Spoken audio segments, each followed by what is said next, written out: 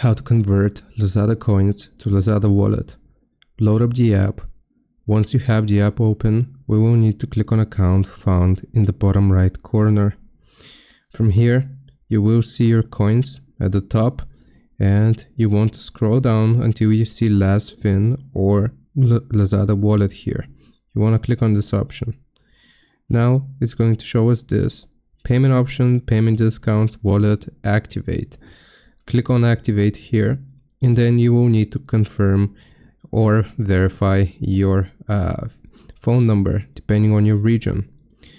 Once you confirm your mobile phone number, then this is going to activate the Lazada wallet, and it should transfer your coins here, which you have saved up, into your Lazada wallet, and you can use them to get discounts on specific products.